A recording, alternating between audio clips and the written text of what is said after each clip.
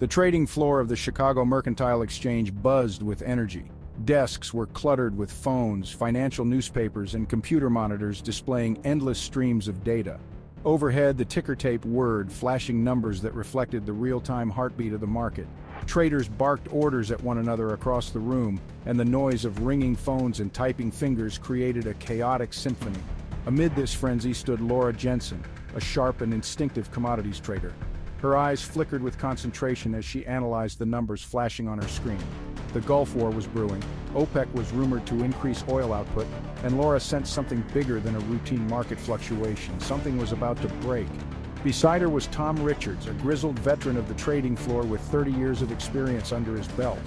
Tom had seen it all, from Black Monday in 1987 to every skirmish and ripple in the oil market since. He leaned back, sipping his coffee with a gruff sense of confidence, though a flicker of doubt crossed his face. As the numbers danced on the screen, Laura couldn't shake the growing sense of urgency. Victor Chang, a young analyst fresh out of business school, hurried over, tablet in hand, looking both nervous and excited.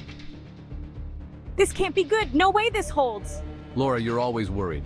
OPEC has these skirmishes all the time. We've been through this. The market freaks out, then it settles down. Relax. Tom, I've been tracking this for weeks. It's not the same as before. Iraq's invasion has pushed everyone to the edge. Now OPEC is talking about pumping more oil. It's going to flood the market. Oh, come on. This is what they do. They saber rattle, talk supply, and nothing really changes. You can't overreact to every little piece of news. Guys, have you seen this? Futures are collapsing, really collapsing. Volumes are spiking off the charts. Kid, I've been doing this for 30 years. Trust me, this is noise. Look at this. Crude oil futures are already down 5%. They're sliding fast. This isn't a drill, Tom. OPEC's practically confirmed they're increasing production. They're saying it's temporary to cover the shortfall after Iraq invaded Kuwait. But traders are bailing. The floor's a mess. Laura, I've seen market crashes, the '87 Black Monday. You think this is bad? That was bad. One ripple in the oil market isn't going to take us down. Have some faith. Tom, this isn't '87. It's a different world now. The Gulf War is brewing, geopolitical tensions are sky high, and OPEC's about to pull the trigger on a massive supply surge. We're hanging by a thread. Laura's right. This isn't just noise. Analysts are saying this could trigger a bigger sell-off. If OPEC boosts production, crude could fall another 10%. That's a catastrophe. Look, I get that you've got a good head for this. You've done well. But trust me, panicking now is worse than doing nothing. Let's just ride this out. I remember 1987 too, Tom. I wasn't on the floor then, but my dad was. Lost everything. His pension, savings, all of it wiped out in days. I won't go through that again. I get it, Laura. But we're in different times. You've got the brains to pull through this, but sometimes doing nothing is doing something. You gotta know when to hold your ground. And sometimes you've got to take action, Tom. Dad held his ground and it buried him. I won't make that mistake. I get both of you, but I think the data's clear. This drop, it isn't normal. If we don't sell now, we'll get caught when the bottom falls out. My first month here, I watched the market tank when the Exxon Valdez spill hit. I didn't say anything and I lost out. I wasn't ready to make the call then, but this feels the same. We can't sit on our hands while the world burns. Exxon spill? That's nothing compared to what we've been through. You're still green, kid. No offense, but this market's about resilience. You ride out the storm. Tom, this is the storm. You can see it coming from a mile away. If we don't sell, we're done. The lights flicker as the sound of a distant beep signals an incoming news update. The ticker overhead flashes. OPEC nears informal agreement to boost output. The crowd noise on the floor reaches a fever pitch. Phones ring, traders shout, and the atmosphere grows frantic. I'm selling. We can't sit here and wait for this to pass. We need to get out now before this goes off the cliff.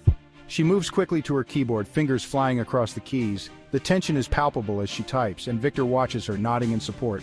Laura, you really think this is it? Yes, I know it is. She hits enter. A loud ding rings out as the sell order goes through. Silence falls briefly over the scene, contrasting with the chaos in the background. The screen shows the market prices plummeting. The ticker flashes red, numbers tumbling faster and faster. Laura sits back, exhaling deeply, while Tom stares at the screen in stunned silence. We did it. We sold in time. Look at the futures. They're collapsing. Damn, I didn't think it would move this fast. I had to trust my gut, Tom. We made it through this time. Tom looks at Laura, then slowly nods, a grudging respect growing in his eyes. Yeah, I guess you did. Maybe I've been doing this too long. Laura and Victor exchange a glance. The weight of the moment sinks in. The tension begins to ease, but the atmosphere remains charged.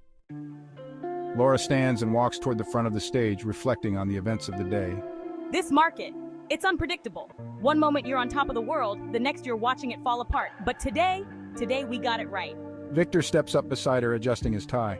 I think I'll sleep easier tonight, or maybe not at all. Laura chuckles softly, and Tom finally stands, joining them. Maybe you kids are onto something after all. I'm not saying I'll stop trusting my gut, but maybe it's time I start listening more. We all have something to learn from each other. Today, the markets taught us that. The trio stands together as the trading floor behind them hums with the fading noise of the day. The lights begin to dim as they look ahead, knowing tomorrow brings more battles. We adapt, we survive, and we keep moving forward. End scene.